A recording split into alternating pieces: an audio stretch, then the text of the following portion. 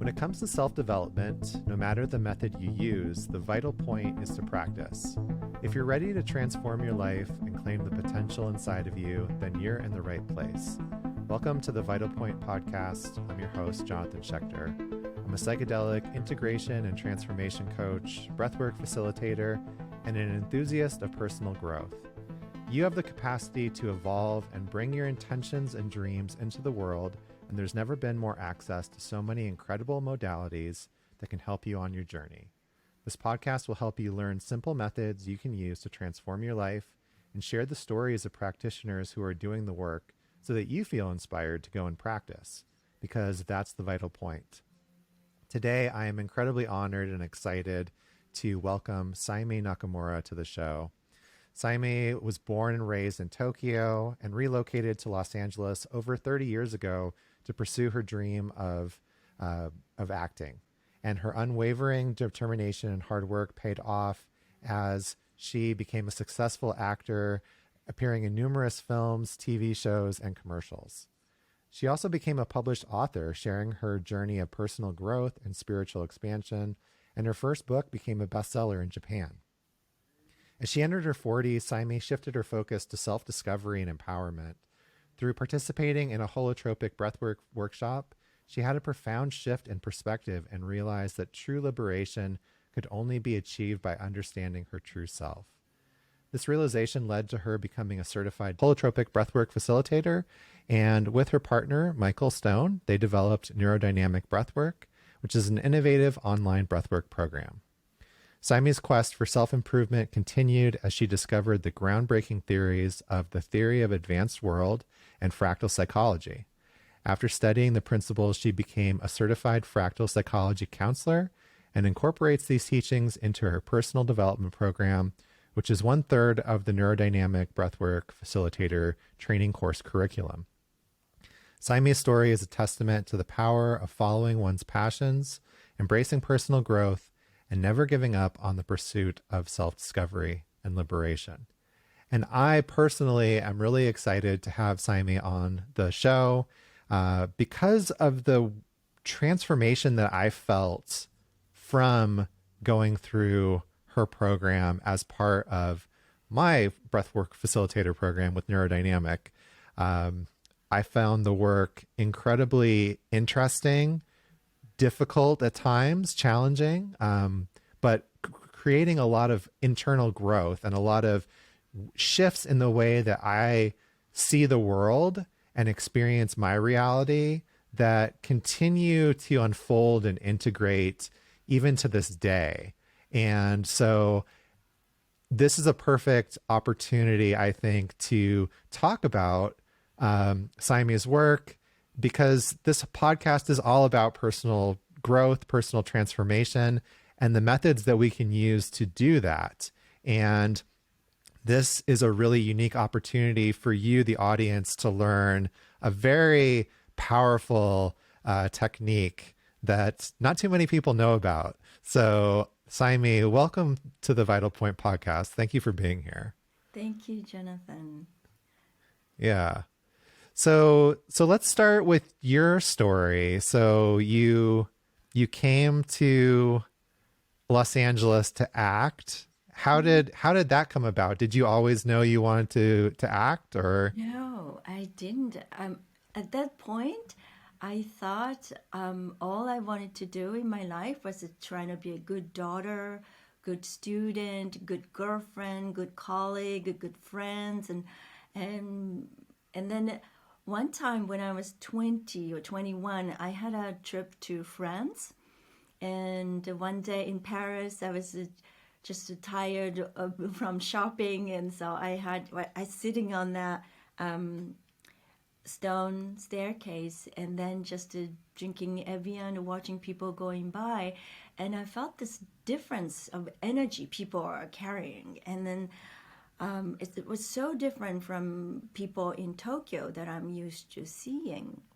And I asked myself for the first time, what is it? Why is it so different?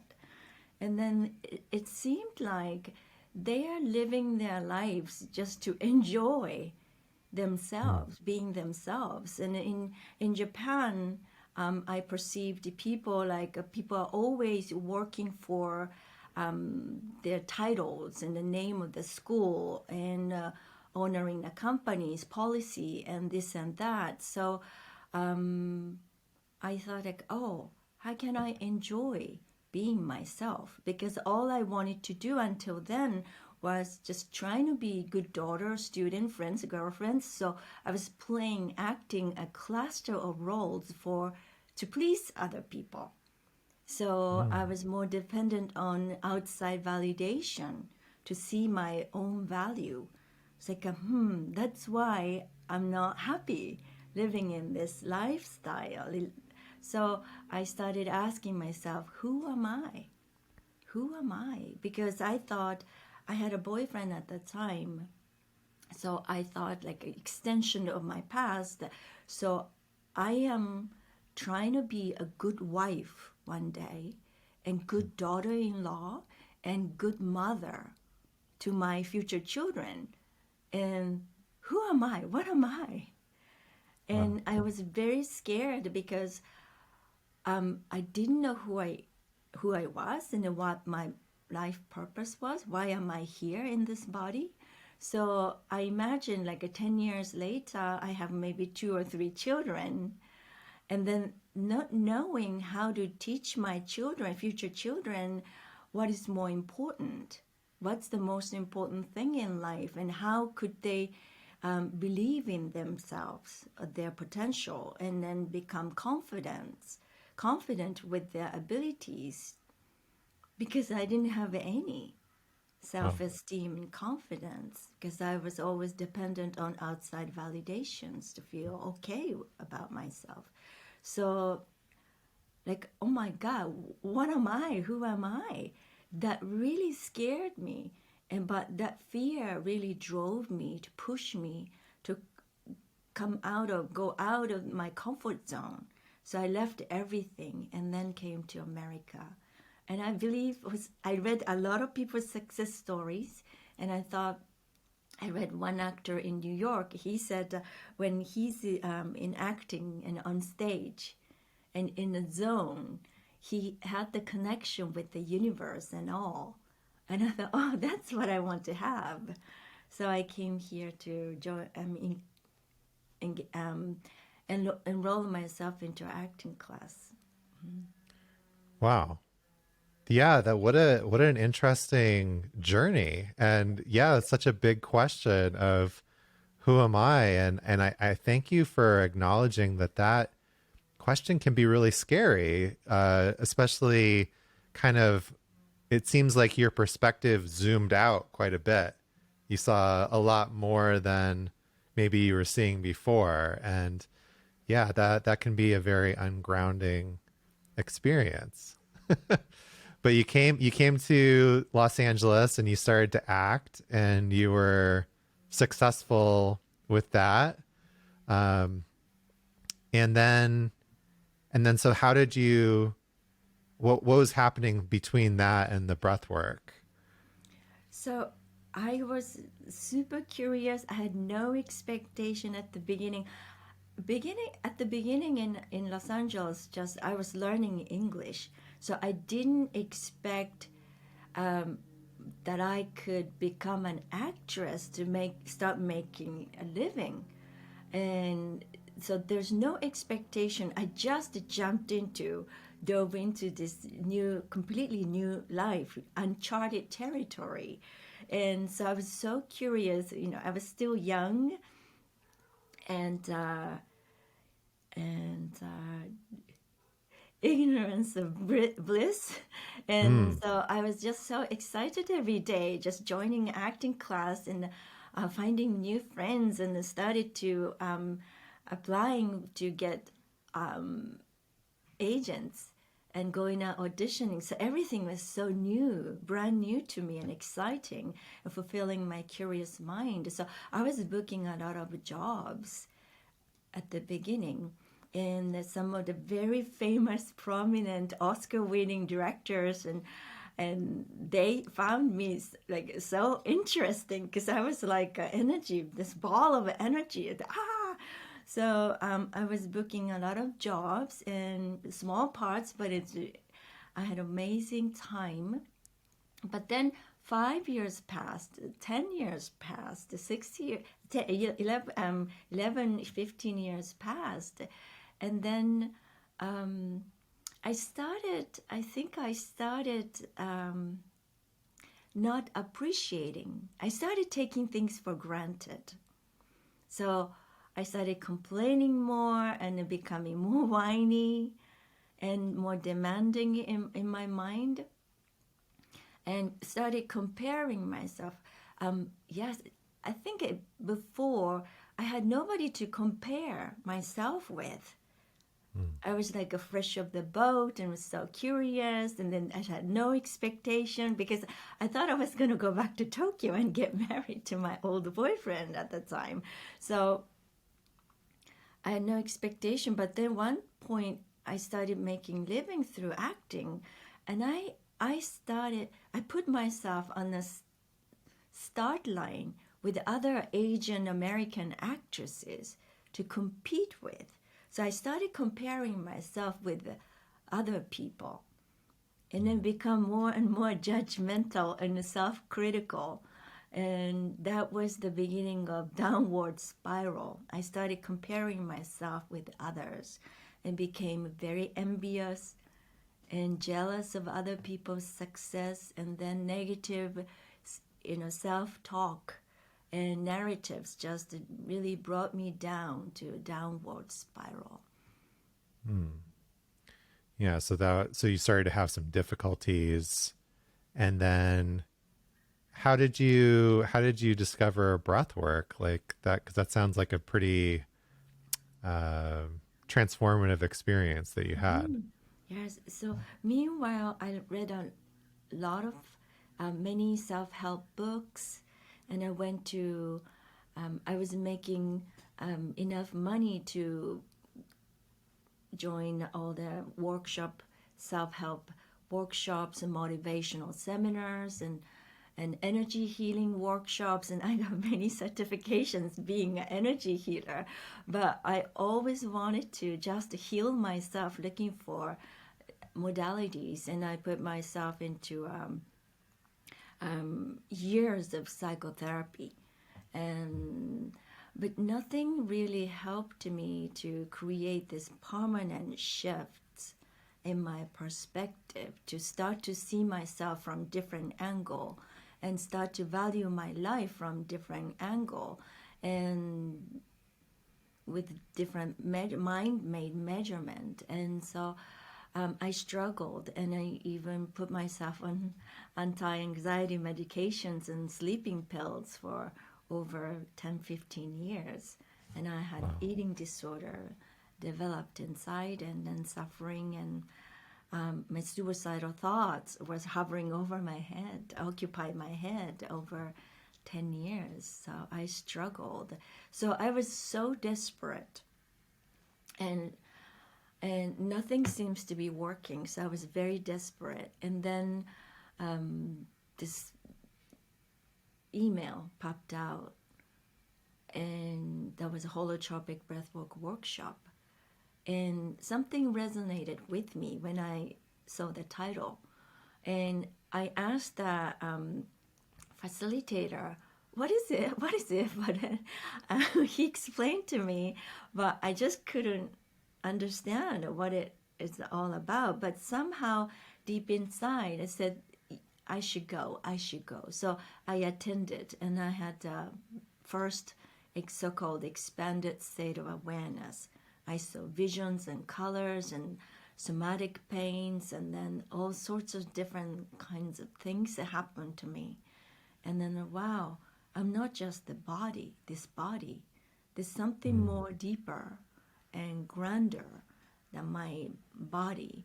So how can I find out more? Get to know myself. So Yeah. that was the start. Okay. Yeah. So you were searching for those things before you found breath work, but you didn't really have those experiences, or you were frustrated with and not happy. And then you experienced it through breath work, and you're like, oh, this is it. Something, Yeah. because I had a knot during the holotropic breathwork workshop. I had a knot here, and then like it was so painful. I started crying because it's so painful. But I was told to push it, to release energy, release, and push it, and it's all crying, crying. And why is it so painful? And then that's what I thought. My thought, why is it so painful? And then this knot started talking to me, started Wow. answering my question. I was like, oh my gosh, oh my gosh. So that was the my first experience of internal journey of self-discovery. And then so I ended up enrolling myself into facilitator training course with the growth transpersonal training. And then one of the breathwork session during the training was game changer for me. The first session, I found myself, it was like a past life memory in a sense. I during the breathwork session, I realized I was in the body of this young soldier in medieval time, and then about to die in the battlefield, and then but this sergeant who became like the young soldier's father figure, he came to look for me. And then I said, oh, I'm still here. Take me home. Take me to base. But he found, when he found me, he just had this pale expression. And he was completely pale, non-expression, pale. And he just turned around, turned his horse around, and he rode away. And I felt like, oh my God, he abandoned me to die alone. And that experience was like, whoa, it was so tangible, almost tangible, real. And then I thought, after the breathwork session, I thought about it, wow, it was just a, very similar, the same pattern, dynamic of me and my father in this current lifetime. It's like, what does it really mean? Why my inner guiding intelligence show me that image? What does that mean? But my question was, but if my father saw me dying in this lifetime, he would have done something for me, because I had a strong notion about my father emotionally abandoned me and my mom and my siblings for his gambling addiction. So that was my story narrative at the time. So like, but even though my father would have done something to help me to, if I was dying. And so that was a huge question. Why? So I brought the question to the next breathwork session. And then 2 days later, I had second breathwork session. And then I saw exactly the same battlefield, the same scene. But at that time, I was in the surgeon's body, riding on a horse, Wow. looking for the young soldier that I really raised to be a fierce killer, fighter. And I was just hoping he would be alive. So somehow he was alive, so that I could just take him home and take him back to the base and heal him. Yeah. So he could live. But from my surgeon point of view, what I saw was the young soldier was dead already. And when as a being in the body of the surgeon, I recognized the surgeon, a young soldier was dead. The surgeon's heart dropped. And I really experienced it. Like, he was so shocked, because the young soldier was such a fierce fighter, he couldn't believe it until he saw with his own eyes. So when I experienced that his heart dropped, that was the moment I realized that my father never abandoned me. Wow. I was the one made him disappointed, because I shut down my heart when I was a young child. Then I pushed him away. I rejected his love. And even I was leaving Tokyo for Los Angeles, coming to Los Angeles, I didn't even bother say goodbye to him.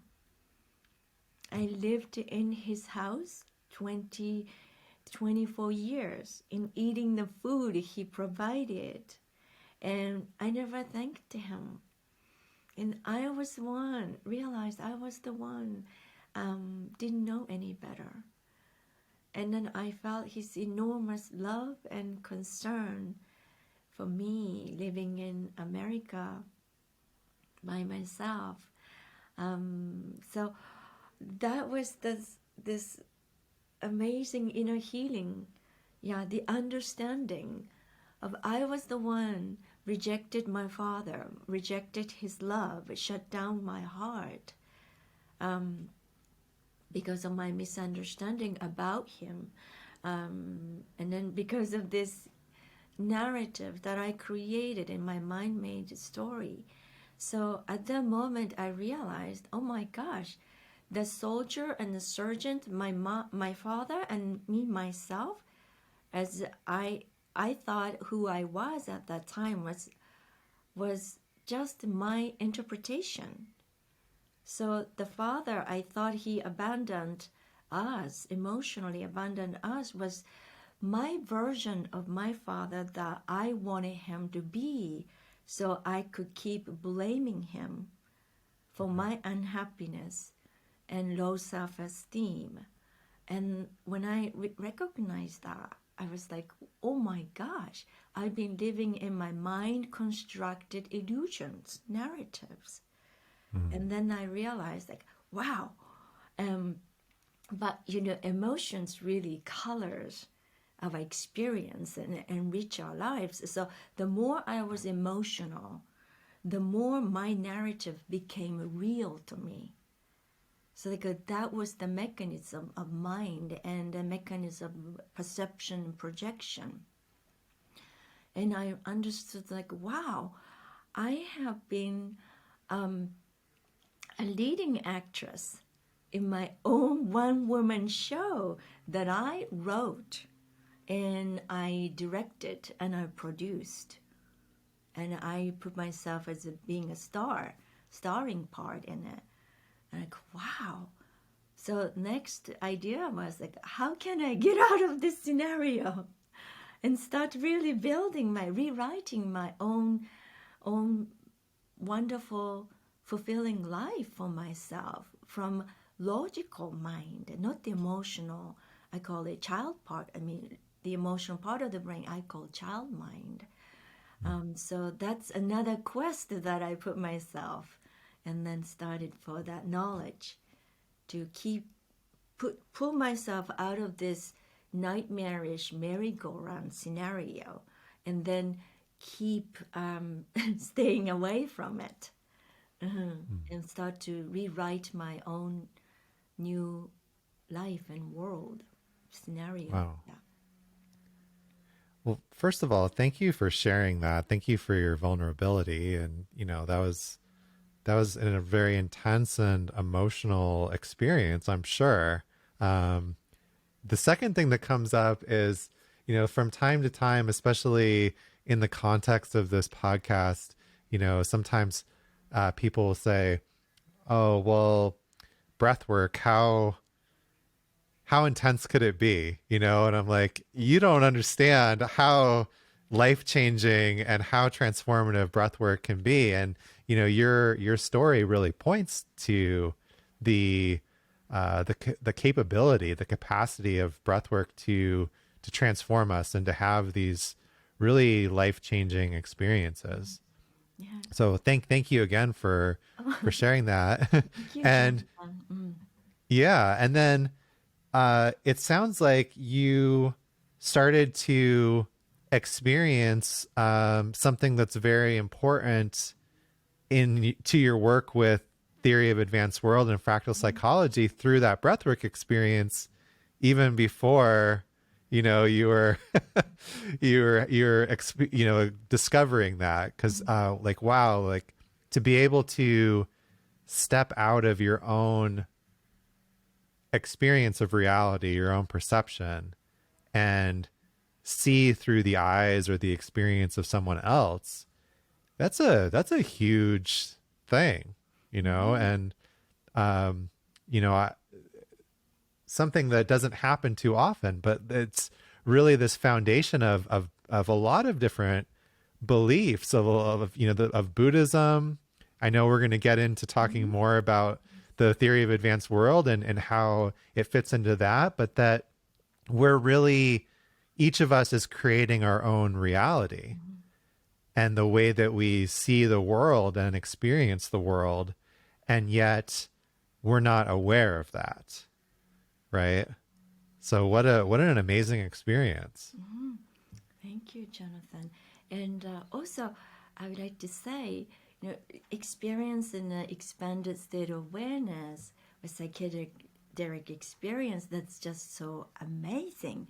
We can get so much information and new concepts and ideas that we can get. But also,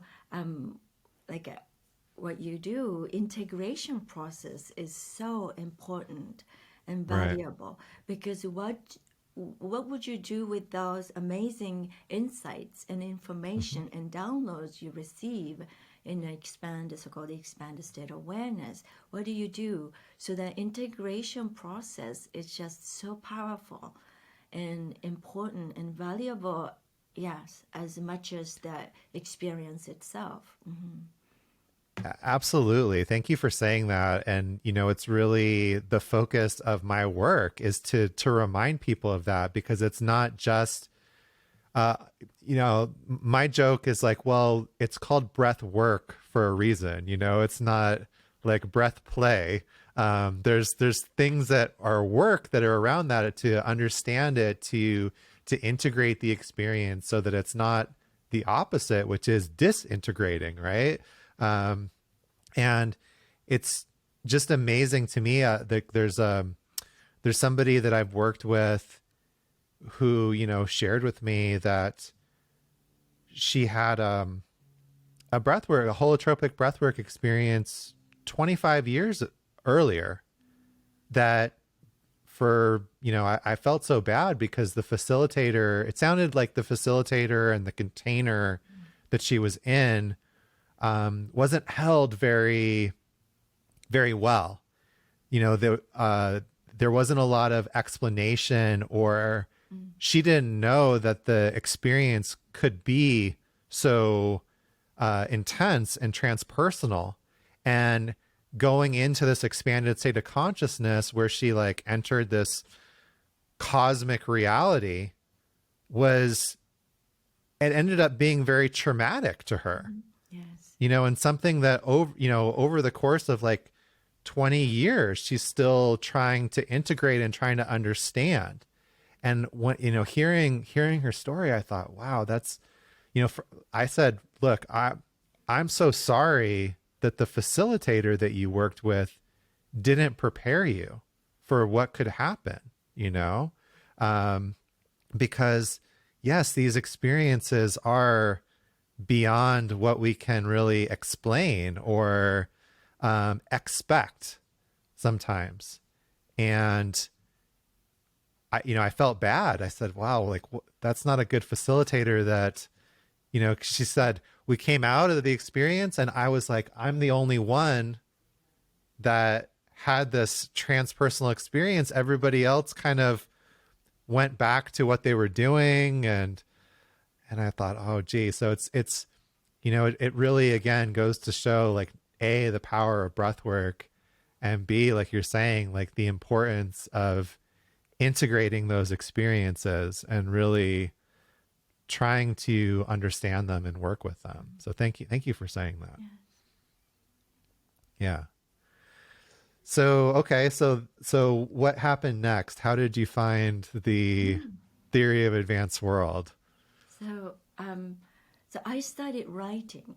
I do journaling and writing. So, I wanted to keep the sensation that I am living in this mind-constructed illusion. How can I get out of it? So I started writing, because just the feeling and the thoughts will just fleet us. So I kept writing, And then I looked for any books, self-help books or spiritual books, and to remind me that I'm not just this body. There's something bigger than me, and I don't have to be stuck in this like merry-go-round, nightmarish mind-made merry-go-round.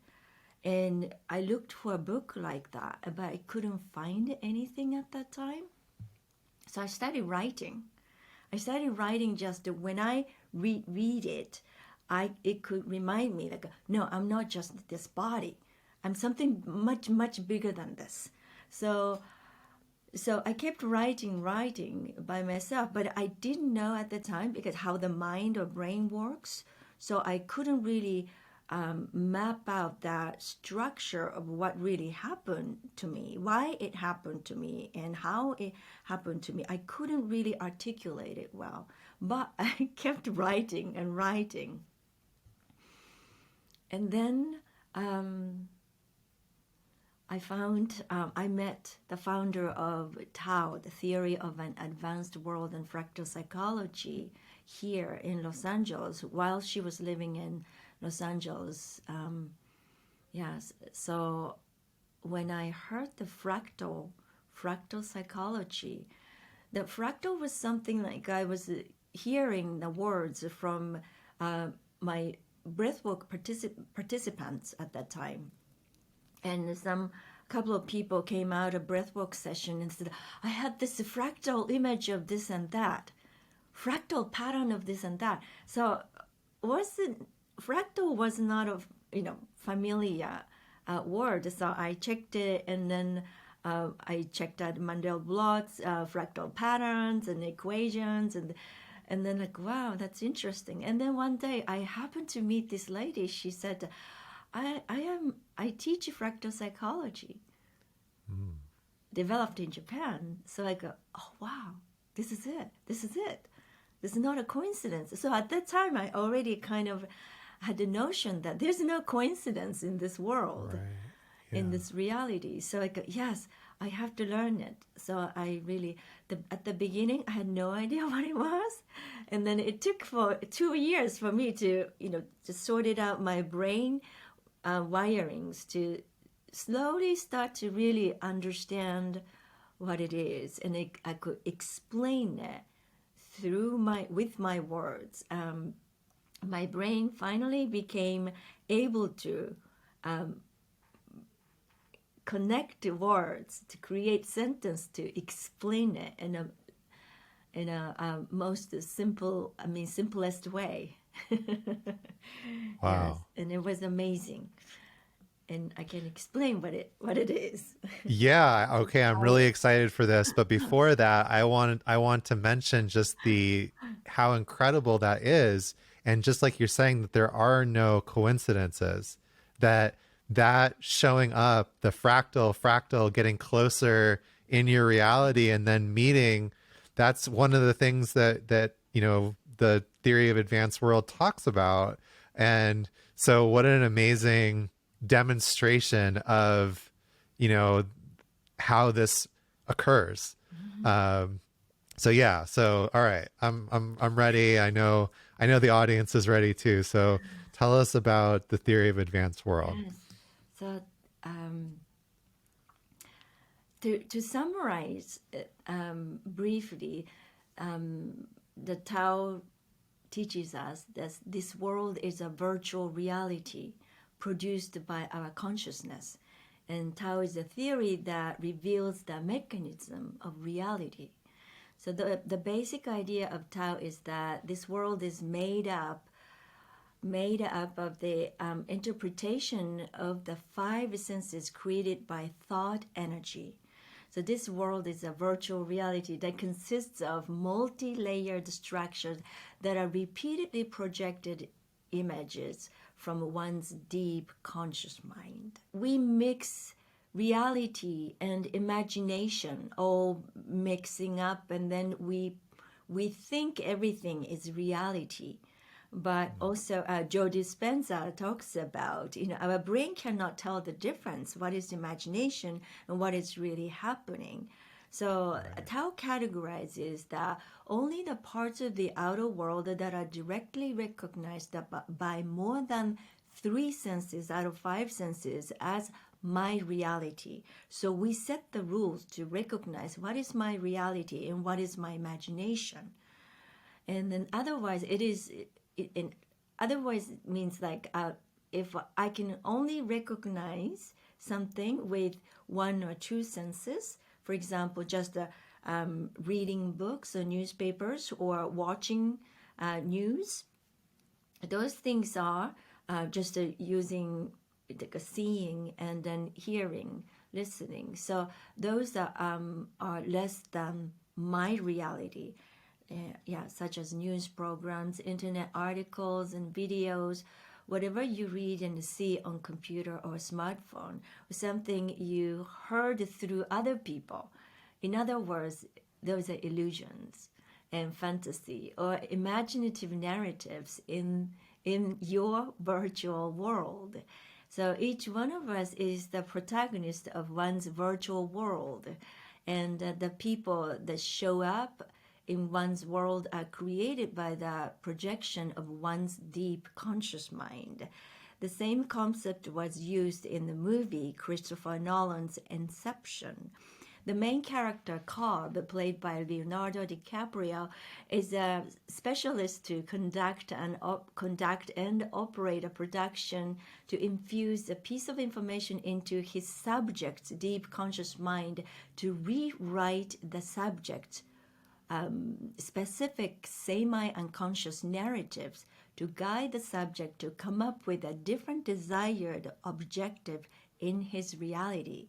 So there is a scene where Cobb describes to his newly recruited accomplice that everyone that shows up in his dream state, is a piece of element from his deep conscious mind. So dreams are the very activities of deep conscious mind, and realization of one's thought patterns has the same meaning as realization of one's dreams. And in Tao, reality is called a crystallized dream. So to take it back to your breathwork experience, that going from that experience of you or in that past life as the soldier to having that perspective shift of what it was like for your father and realizing the difference between those realities and the way that you experienced it versus the way that he experienced it, and seeing something outside of yourself and how transformative that was. That it's to me it goes exactly with what you're explaining here. Yes, Yeah. that is true. It is interesting thing is like, so we are the one projecting everything. So think about our brain as a movie projector. I don't know, Yeah. younger people know about movie projectors, but it's a movie projector. So if I don't have the film narratives, I cannot project it, or I cannot perceive it, recognize it. So think about the projector. Image of the projector is the picture image becomes bigger when it becomes further and further away. The image becomes wider and wider, but it's a little bit, fadey, and not clear. So that's the idea. So I projected my own film idea about the dynamic of my father and me, projected far away screen as my past life, and then I fractally projected that. Right. It's a furthest away. I Yeah. project. So it's a grandeur, epic. It's like an epic scenario, grandeur version of my relationship with my father. Very Yeah. dramatized, by the way, elaborated, dramatized, because the screen is bigger. Right. Yeah, and this is to me totally aligned with Buddhist philosophy as well, that There is no objective reality, only the meaning and the reality that we are putting onto something. I use this example a lot with my meditation students of if I brought my grandmother to the meditation class, to me, I would see this woman that I deeply care for and deeply love and, treasure, especially because she's no longer living, right? So it would be amazing for me to have more time with her. Everybody else in the class would just see some old woman. They wouldn't see that specialness that I project onto her from my relationship with her. And they're not wrong, and I'm not wrong. We perceive and we have a different experience of reality. Yes, that's true. Everyone's brain is wired differently depending on their conditioning, which consists of beliefs, unconscious desires, memories, etc. Therefore, even though people witness the same event simultaneously, they perceive, interpret, or analyze it differently.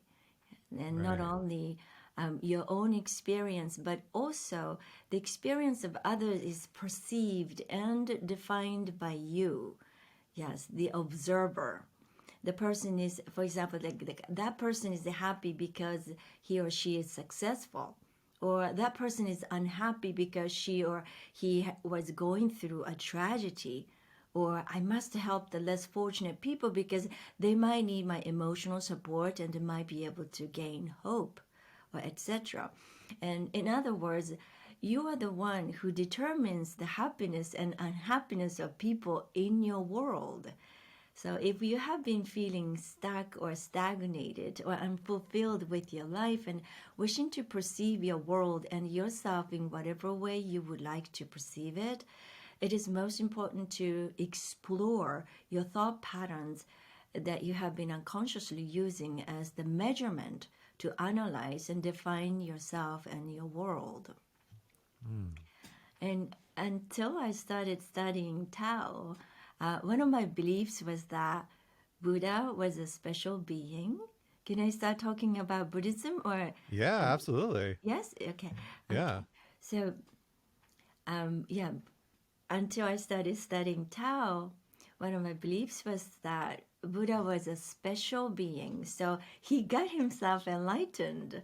So I used to add many meanings to that character as an enlightened being, such as someone who is full of wisdom, always calm or euphoric, meditates all the time, does not see anything as a problem, thus never gets upset or feel down, always fulfilled and content, etc.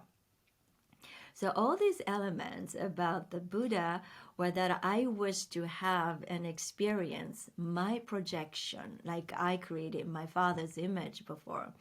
And they emerged out of my imagination and desires, which means it was my fantasized version of who I wanted the Buddha to represent. And many autobiographies about Buddha's life has been published, and I read a couple of them. And numerous authors also wrote them about 2,600 years after his death, which means many elements of the stories emerged out of authors' imagination and fantasized guesses, like all other historical stories of the world. And one description about that night when Buddha got enlightened stuck in my heart for a long, long time. And it says, or more accurately, that it was my interpretation, as if the Buddha was becoming increasingly aware of attaining enlightenment that particular night. So my question was, how could he know that? What do I need to do to get to the same mental state or spiritual revelation? Because I wanted to be enlightened, so that I get to live my life joyfully and peacefully without any mental agonies. And because I thought about it for a long, long time, my brain finally figured out the answer to fulfill my curiosity. And my version of the explanation for why the Buddha knew he was going to attain enlightenment on that particular night was because he elevated his state of mind from where he was able to see his world from a different angle. It didn't happen like magic. After his 7-year quest for the knowledge and how to eliminate the suffering from the world, his brain developed to a degree where he understood that he was birthing and manifesting the very result that he had wanted to experience on that particular night. An awakening state of mind does not happen by wanting, hoping, or sheer luck, since it is an experience of knowing. And Siddhartha Gautama became the first Buddha who understood that the suffering that he had wanted to eliminate was inside of him. The people and the world he had wanted to save were inside of him, and all the answers were already inside of him. So everything, everybody, and every cycle of birth and death were all happening simultaneously inside of him. The outside world emerged, rejoiced, or suffered because of him. Without his awareness, nothing arose or dissipates, which means that the outside world was a mere reflection of his internal world. So therefore, an awakened state of mind is a human experience to perceive one's world from a brand new way, a different angle, as being the creator of all that is, instead of being dependent on the mercy of destiny, which is mental confinement, the very cause of suffering. So that's what I realized. Wow. Yeah, I want to pause right there just to allow people to take that in. I have my own thoughts that are coming into this based on what you just said in terms of the different systems of Buddhism and how amazing they are. That there are some people that kind of stay right there with what you just said in terms of interpreting and understanding. And then there are other systems where, like for instance, Tibetan Buddhism, where they're saying, okay, now let's take that a step further and create that state that we want. It's like I think the way that I understood what you just said is like, let's just remove all the filters and let's see reality for what it is. And then after you understand that, now you can put the reality back in the way that you want to see it and what you want to create and who you want to be and how you want things to show up in your life. And so, yeah, this is a deep topic. Yes, Jonathan. And also, you mentioned at the beginning, when people went through my personal development program, some people resist and then got angry and resented and this and that, because it is much easier for us to take credit when something good happened to us. Right. We take it like, yeah, I was hoping for that to happen, or I really worked hard to get this, or I prayed for it so hard for, yes. So we all take the credit. Good things happen, but if negative thing happens, like Buddha recognized, the suffering was just emerged because of him. But negative things that happens, like, I never wished for this, it's not my fault, how dare he. And then we just, it is really difficult for us to admit or accept that even negative things we caused. And so we become a dependent on the fate or sheer luck. So that keeps us in a mental confinement, because to really liberate ourselves from just being in this body, I'm just this body, to like I am the creator of my own virtual reality world. It's like you have to take everything. Everything is a projection coming out, the inner pieces of me is just projected out there, and then just being magnified version, and then creating this reality. So we need to develop our neurowirings to really recognize that. And the Tao and fractal psychology is a great tool to really build these neural pathways to start to recognize, oh, it's my creation. Oh, my creation. So, oh, I don't like it, so I have to modify my thought patterns inside. Yes. Oh, I like it. So like, what's my thought pattern that I need to increase and enhance and start using more and more? So we can start to recognize this reality is created with my past thought patterns and then future thought patterns, elements of my future. So I can start to see that.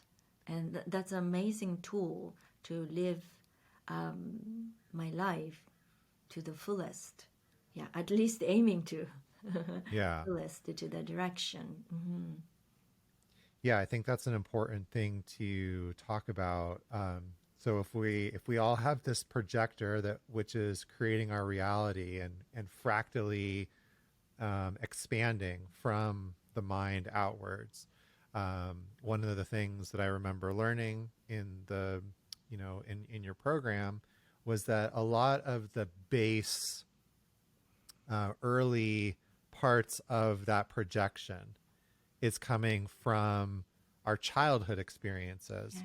And our childhood experiences when we were basically babies and not adults, that we didn't have the capacity to understand that the world didn't revolve around us, or that even as good as much as our parents tried, if they did try, and most let's say most parents are trying to care for their children as best as they can, but no matter how good they tried, at some point, because you're a child and a baby and you don't really understand the world, you don't understand that life doesn't revolve around you, that you're going to be disappointed, or that you're not going to get your needs met, those baby needs, those child needs.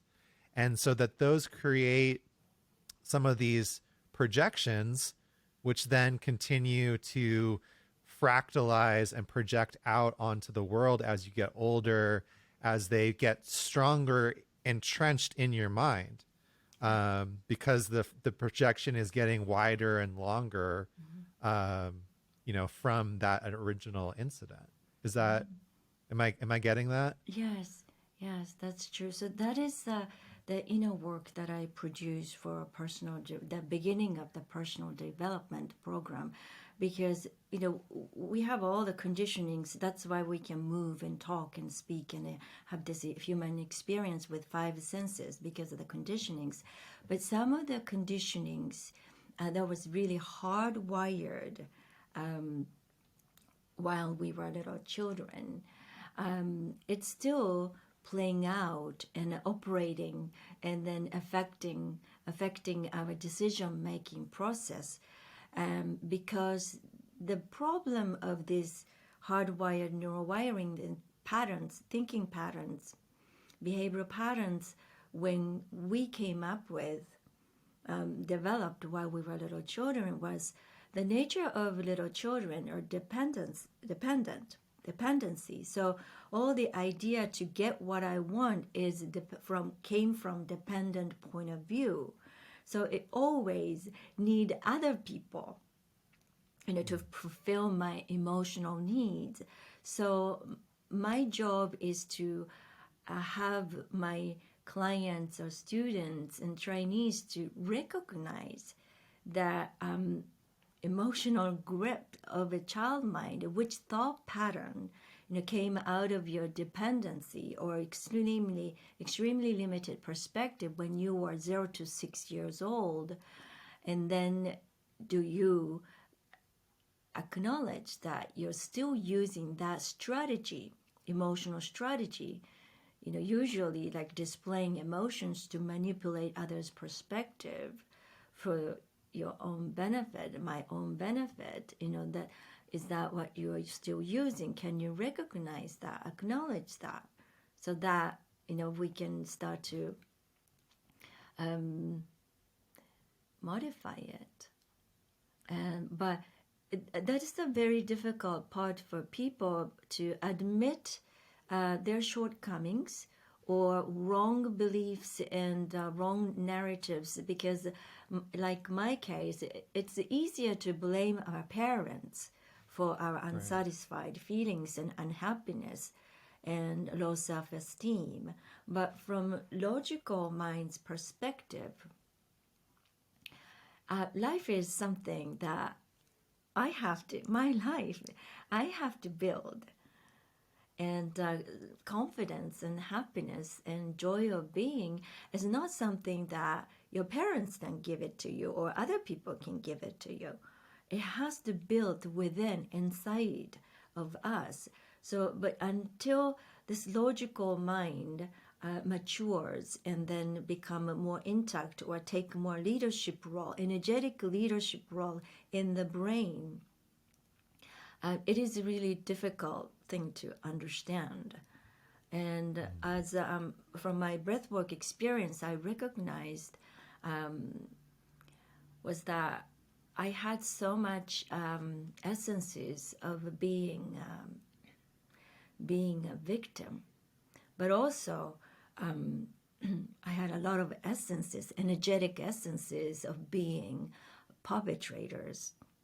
And because what I understood was that mechanism of mind is like, as soon as I decide to become a victim, the moment I assign someone else as my perpetrator, so I become a victim. So this energetic elements of being a victim and a perpetrator are both inside of me, myself. So for my clients and the students, it is a very difficult, challenging portion of to recognize their own elements of being a perpetrators.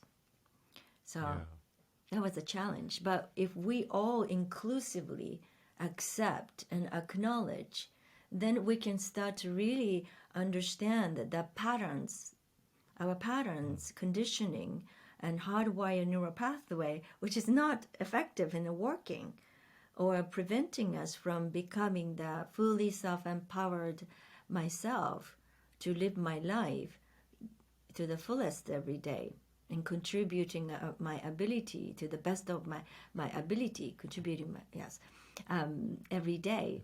So just to start to recognize this first is a very challenging portion of it, of this personal development. Yes, because you. Oh, sorry. Go ahead.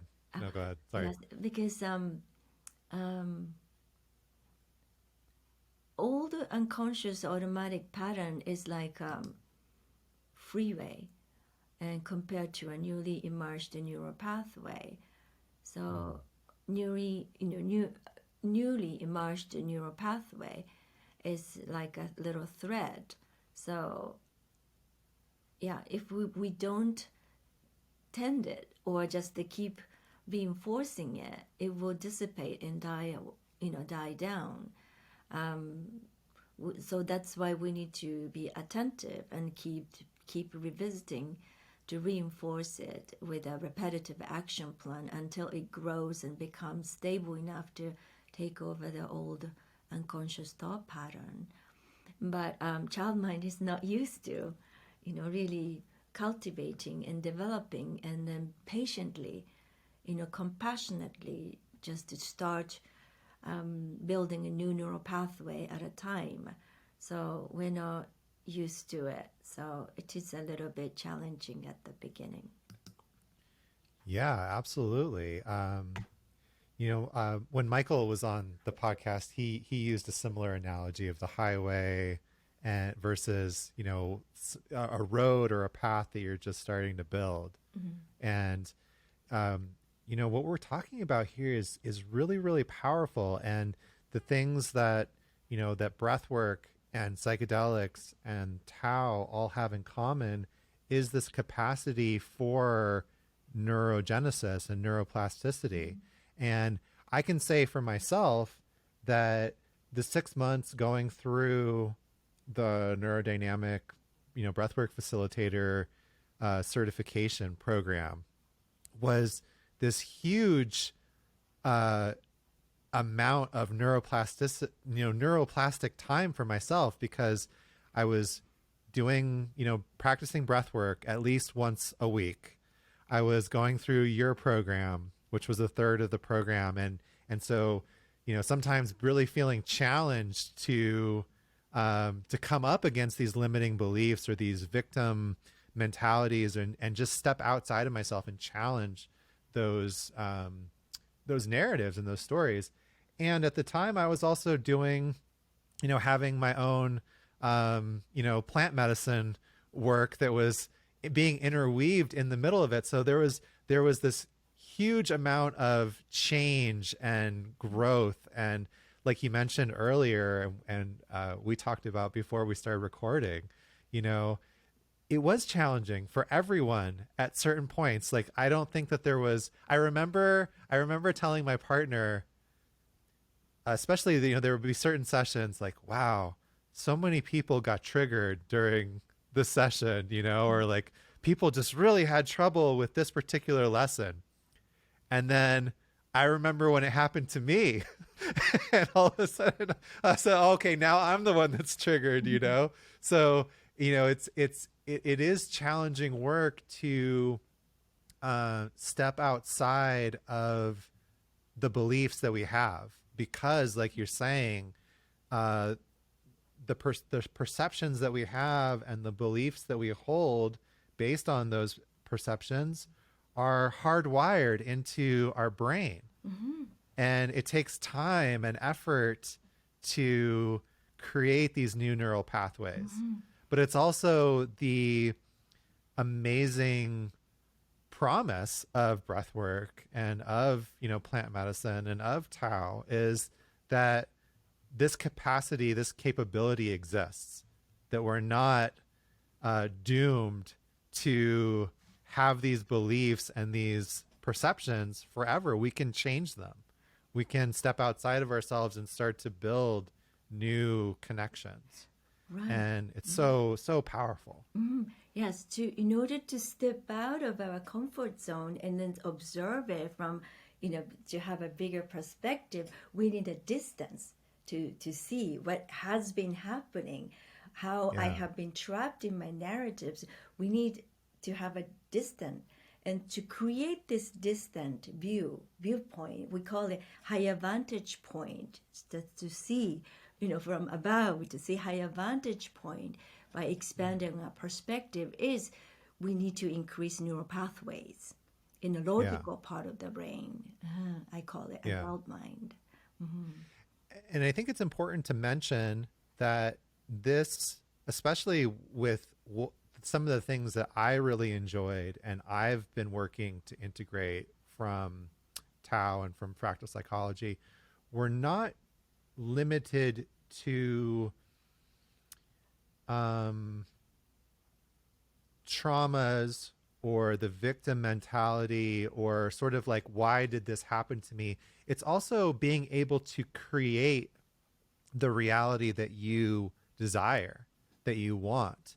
So to be more specific, one of the things that I found the most transformative about going through your program was this idea that the things that when things are showing up in my reality, it's because they're available to me. It's because my mind can imagine them that they're possible and they're showing up, so that if I see somebody on television, for instance, that it has some sort of success that I want, that's possible to me, and that the reason that it's showing up in my reality is that it's possible. And that as I strengthen those neural connections, those things start to get closer to me. Maybe it's one of my friends, somebody in that's closer to me and more has more sensory connection to me. More than just seeing them and hearing them on TV, let's say. Those things start to show up in my reality as well. And the thing that really clicked for me within this was you saying, I have the choice of how I'm experiencing that. And that I can go from being jealous or envious or feeling like, because at the root of that jealousy is like, well, I can't have that. I want this, but why do they have it? And like hating on them, to celebrating them, to saying like, wow, this is amazing. Like, this is showing up for them. I can have this also. This is a part of my reality. Just their experience. This is also a part of my reality. And that thought, that idea has been so transformative to me, because I remember this one specific time where I was on a workshop. I was doing a workshop with another breathwork facilitator, not neurodynamic, from a different modality. And he was talking about how successful their company was. And I remember, and he was talking about like, every time I open my phone, there's 100 messages and people that want to work with me, and all these things. And I remember having this experience of envy and jealousy, and really getting down on myself of, why can't I have that? What do I have to do to, here I am, I'm struggling to get a few clients and to have a few people come to my breathwork groups. And wow, this guy has 100 people that are knocking on the door. And then I recalled that lesson from the training, and I shifted it. And I remember thinking like, oh, I'm so happy for this person. And look at how amazing this is, that this person is so close to me. This is possible. This is showing up in my reality because it's possible. And being so happy and celebrating their success. And just the shift that created in my mind because that negativity doesn't do anything to accomplish the goals that I want or to create the reality that I want. So it was so transformative. Thank you, Jonathan. That's great. Yes, that Fractal Psychology's main principle, core principle is your thoughts create your reality, and 100%, no exceptions. So when I start to wish for something, and then accumulated thought energy to a certain level will start to be manifested. So it starts showing up, what I want starts showing up from distance.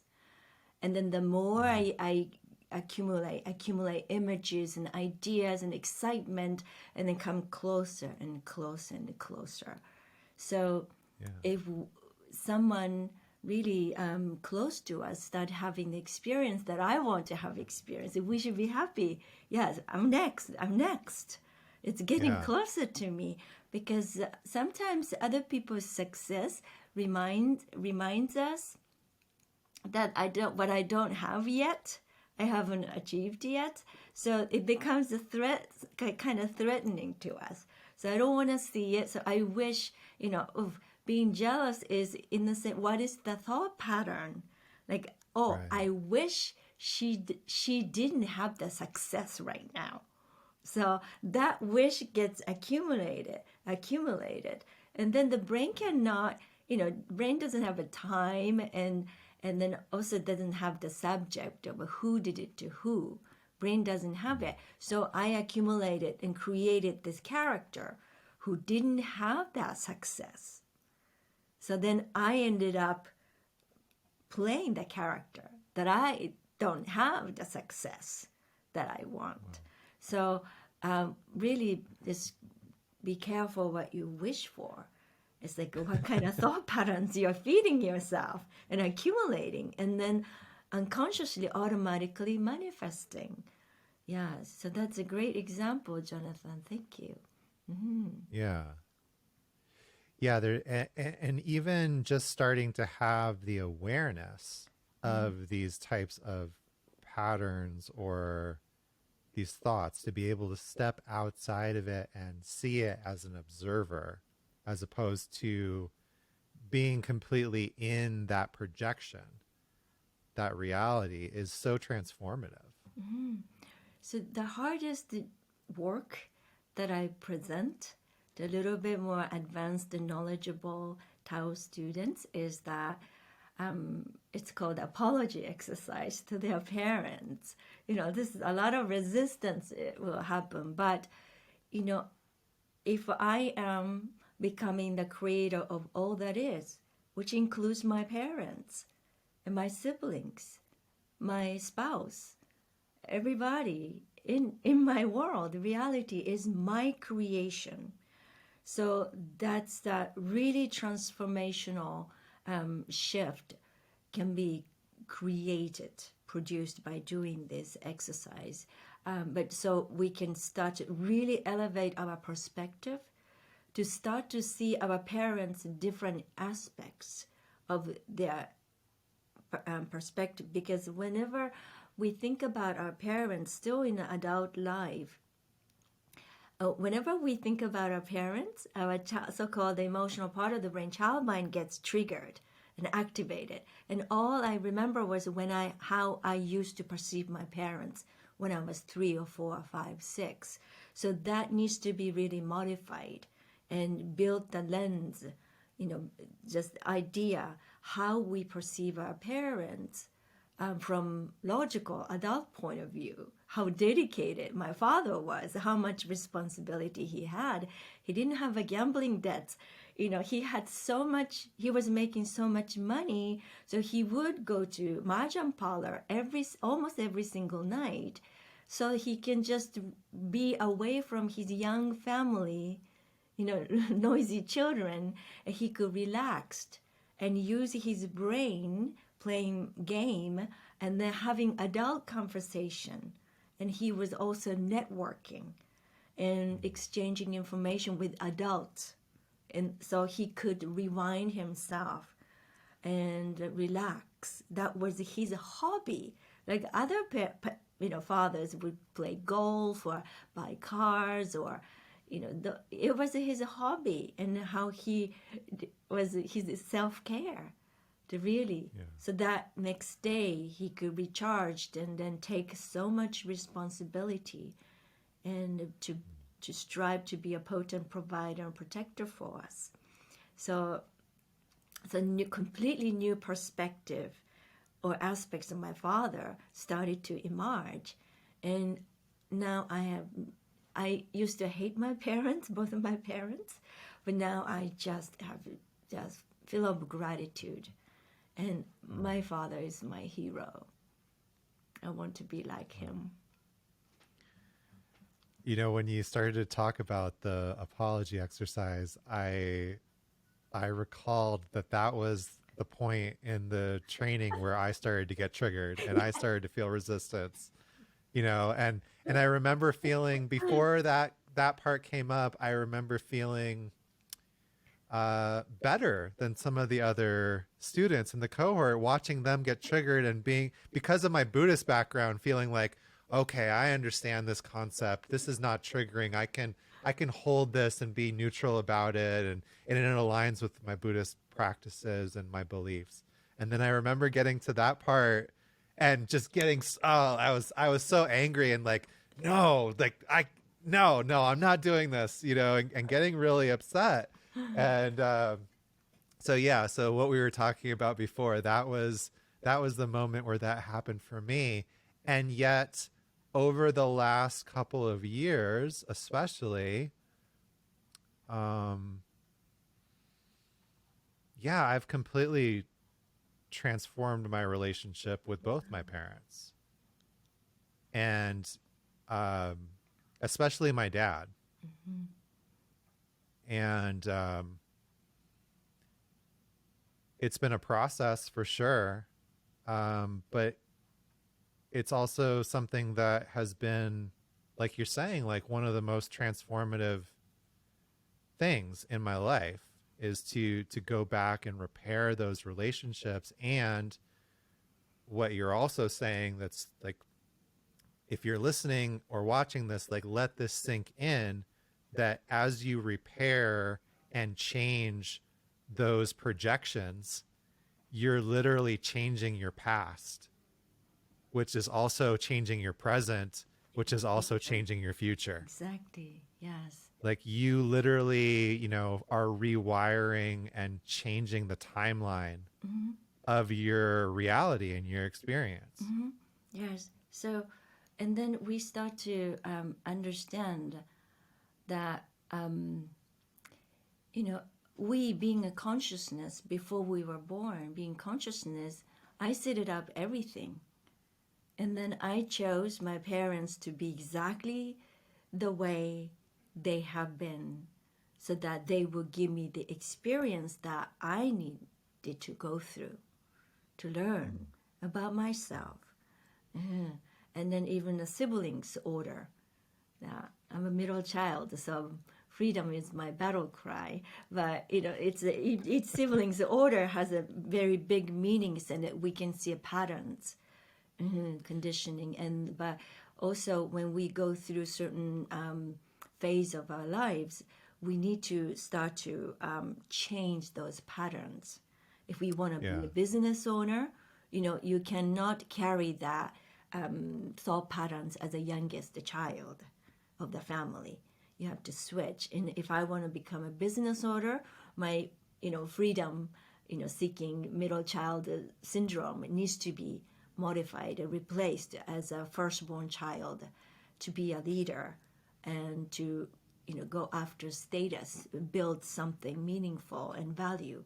And so, you know, those are, we can really understand those patterns and like inner beliefs and definitions and narratives, how they drive us to go to which direction. So that fractal psychology's method or tools are like, we set a goal where we want to go. And in order to get there, which thought patterns we need to eliminate. And then which Yeah. thought patterns we need to increase and start polishing. And then, like you said, Jonathan, so somebody like, wow, I wish I want to be like him. Then we can start to learn that element or patterns from this person, your inspirational figure. We had Right. a brain exercise, internal essence discovery procedure. Choose one inspirational figure and then see the elements and essences and what they did, what she did to become your inspirational figure. And once you recognize it, means like you have the same essence and idea, thought patterns within, because it's same thing is resonant, like inspiring. Wow, just your heart is just skips and then like starts singing when you think about the person, means resonating, vibrating, means like you have the same receptor to receive the same wavelength, means that once you recognize that that inspires you, because that you already have it. So that's what we start to look inside of them, and then remembering, when did I use this essence before? and produced my desired outcomes or did something nice to others. Did I use that? Yes, I used it. Smaller degree, but I did use it. So I have it. I have the same ability and essences like my hero figure. So I can start to really nurture it and cultivate it and refine it and start using it and permeating it. So that's an amazing practice too. Self-empowering. It's all about us, just go inside. So at the end, when we create more structured brain, and from the elevated vantage point, elevated awareness, we see there's no enemy. And there's nothing or nobody to blame and fight with. Or there's nothing that I need to protect myself from. This world is completely safe and logical and rational. As long as I have my set rules in my brain and I follow that, outside the world that I can project a very structured, logical, straightforward reality. So, and then like, wow, I can make anything happen. Yeah. I think one of the most interesting things about this to me, and within this conversation and outside of it as well, is how, we talked about Joe Dispenza's work in the beginning. We've talked about Buddhism. All these systems and ideas are really saying the same thing. They're just saying them in different ways. And in itself is an example of what we're talking about, right? That like the reality is the same. We're perceiving it and we're calling it different things. So just like what you just said, you could explain that through manifestation of, okay, get the vibration, get the feeling of that outcome, and then align your beliefs and your actions to that outcome until it manifests in front of you in reality, right? Buddhism would say everything is the causes and conditions. So if you put the right causes and conditions in place, you can't help but have the outcome that you want from those causes and conditions. Same exact thing, but just explained through different systems, right? Quantum physics says everything is existing as a possibility, as a wave, until there's an energy that acts upon it that collapses it into a particle. Same thing. Right? Mm-hmm. But we're just explaining it through these different lenses or different fractals. Yes. This is, I can just geek out on this forever. It's just something that I get so excited talking about. Yes. The manifestation is just so powerful. But, the only thing limiting ourselves, like, I'm, because of the victim mentality we have, it's just limiting beliefs that we put it on ourselves. Yes. Yeah. Because it's a virtual reality. And who's projecting it? Who's creating it? It's me. It's all coming from me, including my parents. So everything is coming out of me. So, you mentioned that like a law of attraction. And you learn through fractal psychology, you learn the mechanism of law of attraction. And then your passionate energy, like excitement of having it already, just to pray for it and put it out there for the universe, and then just imagine yourself already having it and enjoying it, and start using your imagination to just taste the enjoyment of it. And then what happens is like that gives the brain a signal that I already have it. It's already happening. And then brain just like, okay, all right. The brain doesn't have a time. It's like, okay, it's already happening. We need to create it, the process. how to get it. And so the brain starts to creating and projecting and manifesting it.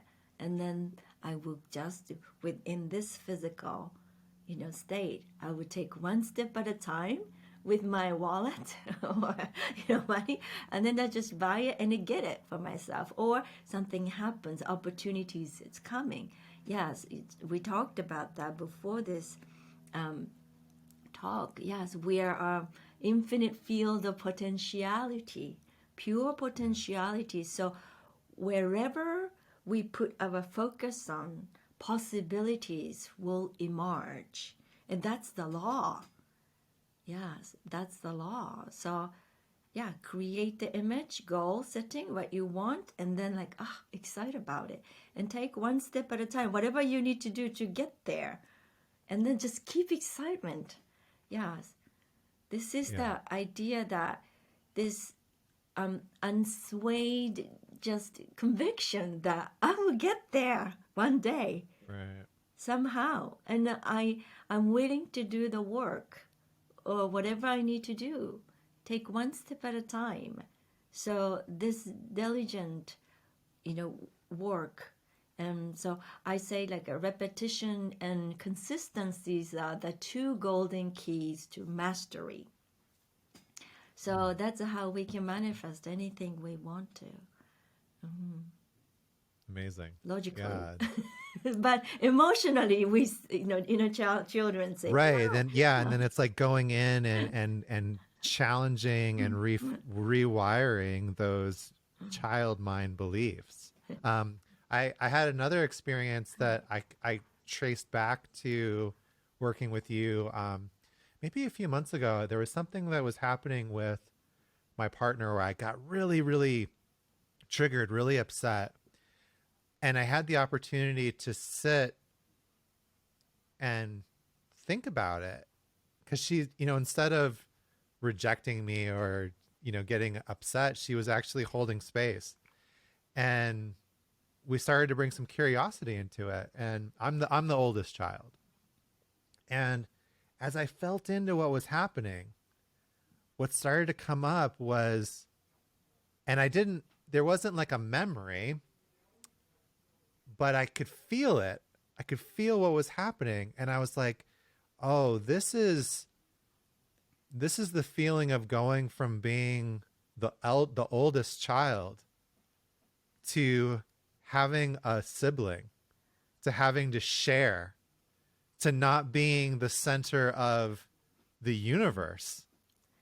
And even though it wasn't an adult memory of I can see this particular image, I could feel it inside of me, and I was able to step outside of it and observe that energy, observe that, just that experience that was in that projection, and it was so transformative.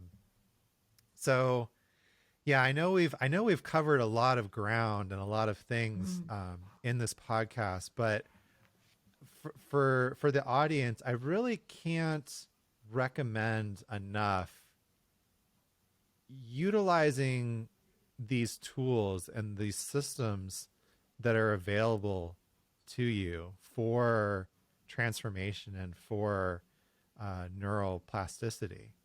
I can't think of anything that's more transformative. It's really, really deep and profound work. And it's hard to encapsulate that in words, I think. But it is simple. It is simple. When we take all the emotions and emotional narratives and definitions, beliefs aside, it's very simple. We are just a compilation of thought patterns. Right. And then what I'm going to do is that I guide my clients or students to recognize the thought patterns, like thinking habits that have not been working for you. Yes. Right. And then accept it and because in order to change bad habits, first we need to recognize that we have that habit, Right. so that we can become conscious, bring it to a conscious level, and Mhm. so that we can consciously start working on it or modify it to make it into more practical habits, and then more reasonable, practical, productive, proactive habits that we need to build one at a time, so that we can, those new habits and patterns would really drive us, support us to move forward with our lives, with our goals and aspirations. So that's the direction I always want to support others' growth and expansion. Yeah. So you mentioned working with clients. Would you be willing to offer some sort of a practice or exercise that the audience Uh-huh. could follow along just to Uh-huh. get an idea of this? Yes, yes. Yeah. I like to do one simple brain exercise, but a little bit uncomfortable, Good. to recognize your unconscious block, like a thought patterns that hasn't been working for us. So that's what we can go and see it. By, you can have a notepad and a pen, Yeah. and then this is a little exercise, writing exercise. Metaphorically speaking, by doing this inner work, we can clean the field by pulling out old roots, removing stones, and discarding rotten waste, and cultivate the soil to sow new seeds to grow and raise, to produce abundance of healthy fresh fruits and vegetables that we can share with others. So we can clean our mind by pulling out old definitions, removing wrong ideas and beliefs, and discarding old emotional strategies and dramas, and then cultivate our mind to implant new ideas, concepts, and information to produce a new vision, dreams, and value, and consciously bring them to fruition. Right? So I'd like to talk a little bit about that, the power of writing. Writing is one powerful tool to recognize that all of the answers lie within. So there are only emotions and images at the unconscious level. So writing is a practical tool to bring unconscious material to the surface conscious level, so that we can consciously start to work on and manage it. Writing is one powerful way to elevate our awareness by autonomously thinking and selecting words to articulate what is happening in our internal world, which is a responsible and rational way to get to know ourselves, so that we can become conscious creators of our new narratives, which we can then project and experience with our five senses in the future. And before I present a brain exercise, I would like to talk a little bit about the mechanism of mind. So imagine there are multiple characteristics inside of you. Another way of describing it is that we all have experienced the different parts, personalities living inside of us, such as joyful me, curious me, fun-loving me, hard worker and serious part of me, empathetic part of me, analytical part, skeptical part, perfectionist, warrior, inner critic, inner judge, and pessimistic or optimistic, and so on. And including all the parts, I divide them into two distinctive parts. One is the emotional part of the brain, which developed while we were 0 to 6 years old, which I call child mind. And the other one is I call adult mind, which develops while we are moving on to adulthood and reaches its maturity around age 25 to 30, which is the logical, rational, and practical part of the brain, and which has a problem-solving ability. So when these two parts of the brain are well connected, and the logical adult part, adult mind is taking a leadership role and guiding the emotional child mind, then things are usually going well. But when these two parts of the same brain are disconnected and wanting to move towards the opposite direction, then conflicts start to emerge. For example, my adult mind thinks I want to get married versus my child mind feels, yeah, but I don't want to lose freedom. I don't wish to take care of my partner's emotional baggage. Yikes. Or I want to become a business owner because I don't want to work for anybody. Versus child mind thinks, yeah, but I don't want to take too much responsibility. And I still want to have enough time to go on vacation with a moment notice. Or my logical part thinks I want to start making a lot of money. But child part of me thinks, yeah, but I don't wish to work long hours or experience intensity and too much responsibility. And then so maybe I should just keep buying lottery tickets.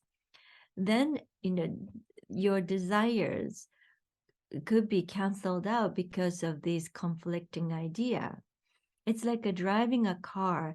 You put the destination or goal into GPS and one foot on the engine pedal, but your child mind puts the other foot on the brake pedal because it has an opposite agenda.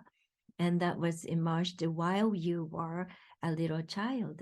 What would happen is that you're not moving forward. All you do is consuming gas, but not getting anywhere. And consuming gas is in our physical state, consuming our energy and vitality. And this type of conflicts in our head could be a cause of fatigue or exhaustion or lack of motivation, and it takes away some clarity in the head. So move on to the brain exercise, like a centipede. Head part wants to move, willingness to take risks to move forward to create our desired future, but the body part, inner pieces, negative self-talk, dwelling in the past and worrying about the future, then your precious energy is consumed by unconsciously pulling in both directions at the same time. So this is the brain exercise. Examine the conflict in your head. Discern your unconscious blocks stored in child mind. So as you become more familiar with the type of the typical thinking patterns emerging from adult mind and a child mind, you'll be able to uncover some of your unconscious thinking patterns, which have been the unconscious blocks that have prevented you from moving forward with your life. So you can ask 3 questions of yourself and 3 questions to yourself and discover what answers your brain can come up with. But before we answer those questions, please choose one goal which you have been postponing making a commitment to and write it down. Choose one goal which you have been postponing making a commitment to and write it down.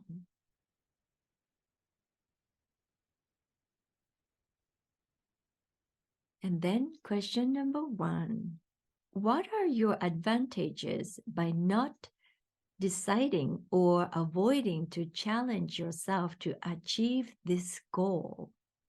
So you can write it down. Child mind has a tendency to avoid setting a goal because once you set a goal, you become responsible for making it happen.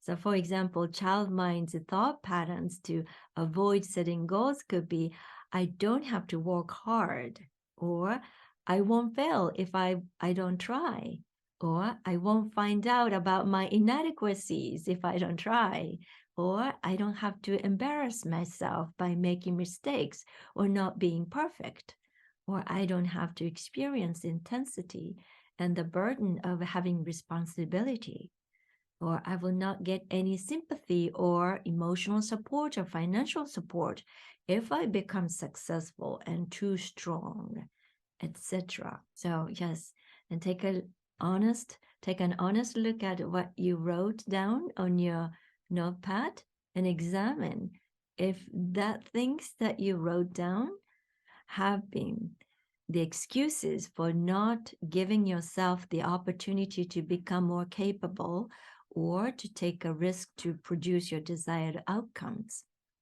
have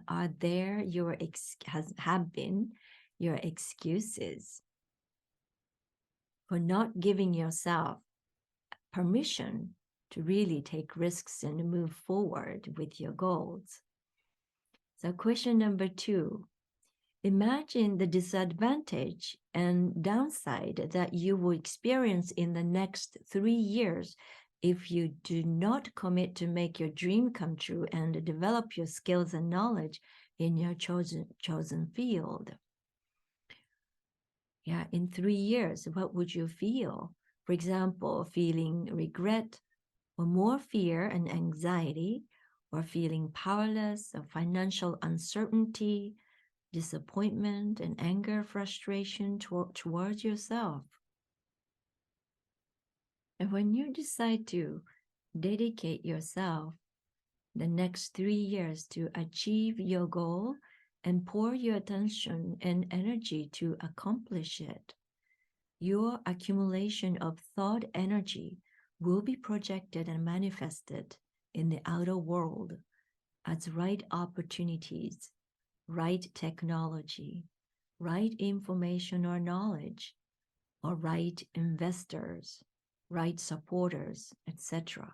And you will be more confident and self-assured because you figured out what to do and how to do it and learned from your mistakes and build the ability to self-validate your hard work, which no one can take it away from you. So 3 years of focus and dedication can make a huge difference in a person's perspective. The person's brain can create and strengthen neural pathways, which makes the person perceive more opportunities and possibilities to choose from, knowing that she or he has more options. Then that will give him or her more flexible mind, which is true freedom. But if you had never given yourself the challenge to take a risk and become more capable of producing your desired outcomes and more courageous to step into the unknown territory to expand your world, you will be confined by your self-inflicted limitations and restrictions and limiting beliefs. All the successful people we admire didn't become inspirational figures by just feeling or meditating or waiting.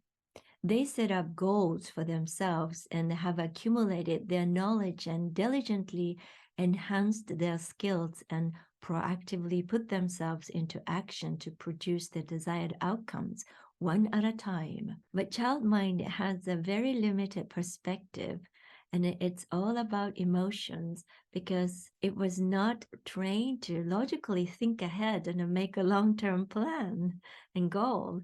So also child mind is not usually familiar with the fact that repetitive action and consistency are required to build our desired results. With that said, can I move on to question number 3?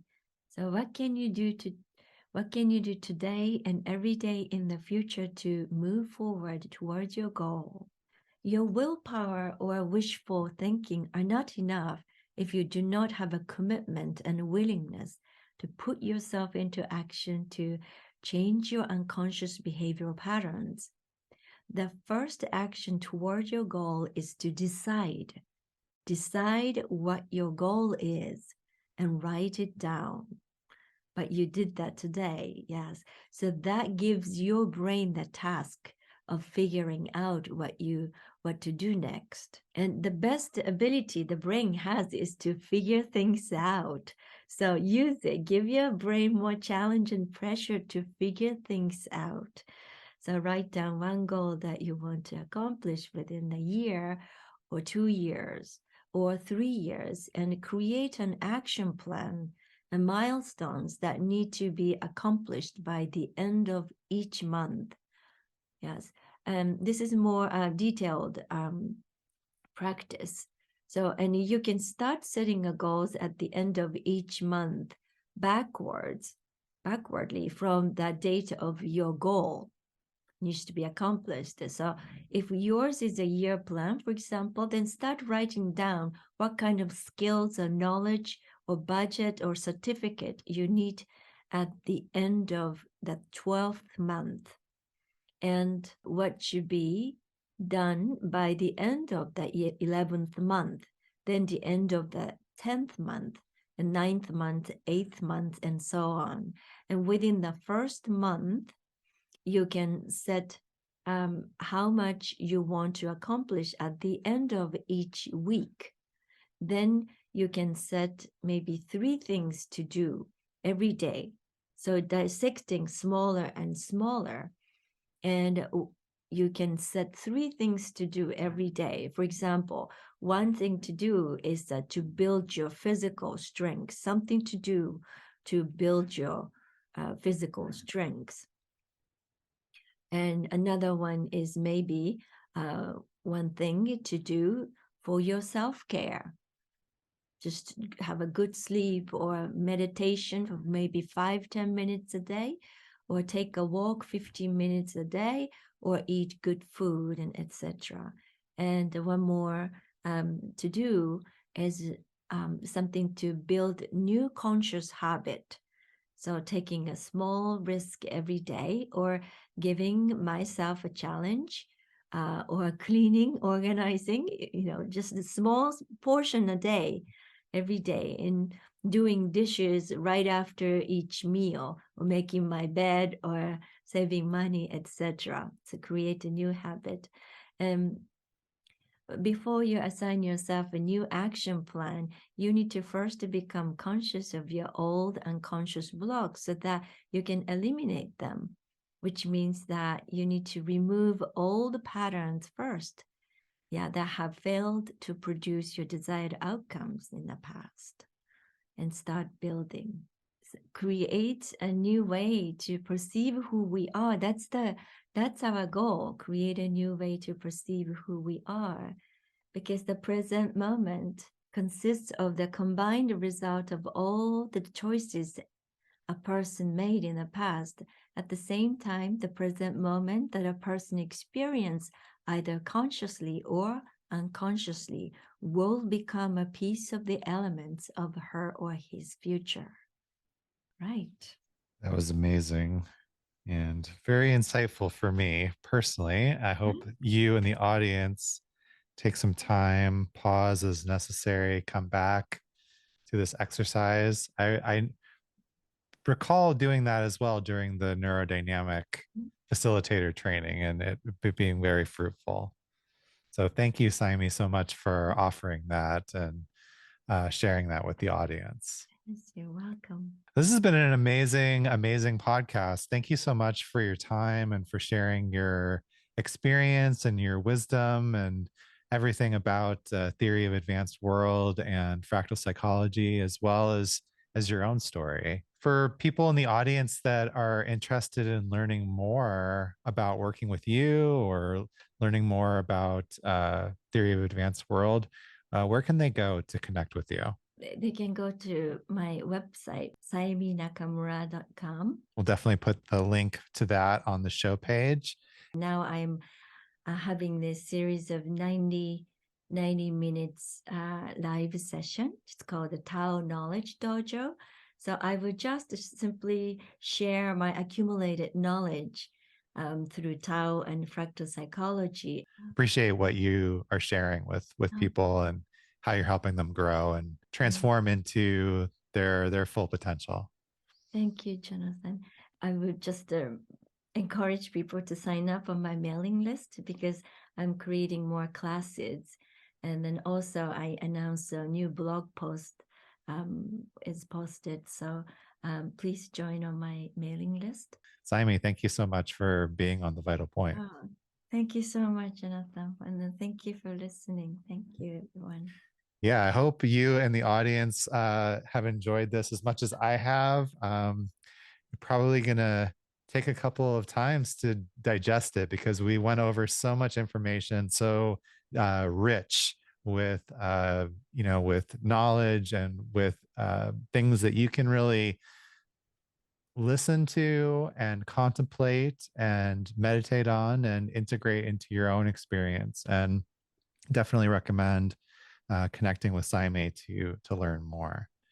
So hope you appreciated this. I know I certainly did. If you enjoyed the podcast, give us a subscribe, leave a comment, let me know so that we can continue to bring amazing guests like Saime to the show. And most importantly, take this experience and integrate it and practice it. It's not enough just to listen or to read something and not integrate it. Take that practice, integrate it. That's the vital point.